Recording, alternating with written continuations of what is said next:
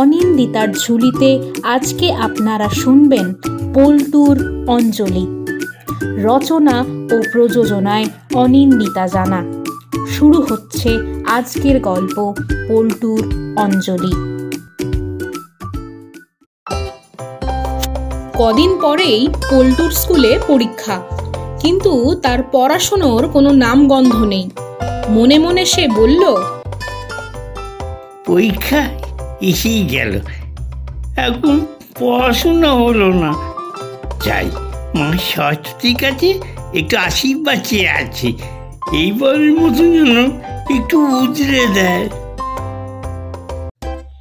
এই ভেবে পল্টু মা সরস্বতীর কাছে গিয়ে মাথা নিচু করে প্রণাম করে বলল, মা, এইবারটা না পাস করিয়ে দাও, কথা দিচ্ছি পরের বার সত্যি পড়াশোনা করব। হঠাৎ কোথা থেকে পল্টুর কানে এক কণ্ঠস্বর ভেসে এলো। উঠে দাঁড়িয়ে সে অবাক হয়ে দেখল মা সরস্বতী তার দিকে তাকিয়ে তাকে বলছে, আর কত মিথ্যে বলবি? প্রত্যেকবার এই মিথ্যে শুনে শুনে আমার বাঁ কানটা খুলে পড়ে যাচ্ছিল। ভাগ্যিস আমার হাসু ছিল, তাই ক্যাচটা ধরে নিল। সঙ্গে সঙ্গে হাসু মানে রাজহাঁস বলে উঠল,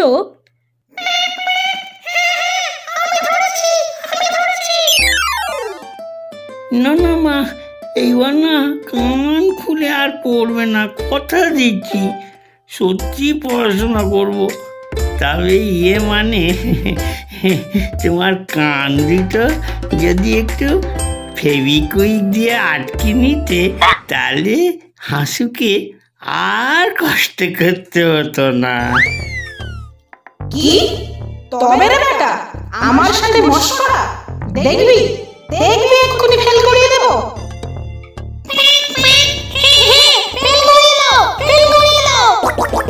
না না মা, এমনি বলছিলাম, ক্ষমা করো মা, ক্ষমা করো। কিসের ক্ষমা? নারকল কুলটা অবধি আমায় না দিয়ে খেয়ে নিলি, ক্ষমা কি করে করব? মানে খিদে পেয়েছিল। পড়াশোনা করবি না, নারকল কুল খেয়ে নিবি, পাস করাবো কি করে?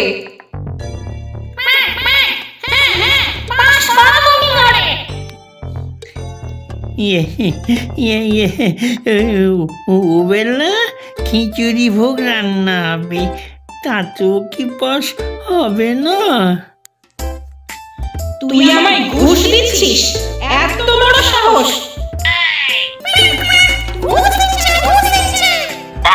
মা সরস্বতী রেগে গিয়ে পল্টুর মাথায় বালিশ দিয়ে মারতে মারতে তাকে বলল, লাস্ট ওয়ার্নিং দিচ্ছি, ঠিক করে অঞ্জলি দে, না হলে ফেল করিয়ে দেব। ফেল! হঠাৎ পল্টু চোখ খুলে দেখল তার বোন তার মাথায় বালিশ দিয়ে মারতে মারতে তাকে ঘুম থেকে তুলছে আর বলছে, অঞ্জলি দিতে যাবি চল, না হলে ফেল করে যাবি, ফেল। পল্টু মনে মনে বলল, ও এতক্ষণ তাহলে স্বপ্ন দেখছিলাম। এরপর সে ঘুম থেকে উঠে স্নান করে নতুন জামা কাপড় পরে বোনের সঙ্গে প্যান্ডেলে অঞ্জলি দিতে চলে গেল। হাতে ফুল নিয়ে চোখ বন্ধ করে যেই না সে মন্ত্র বলতে যাবে, অমনি কে যেন বলে উঠল,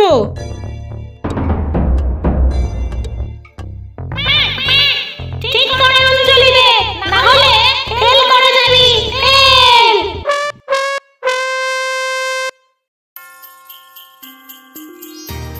শুনছিলেন পল্টুর অঞ্জলি।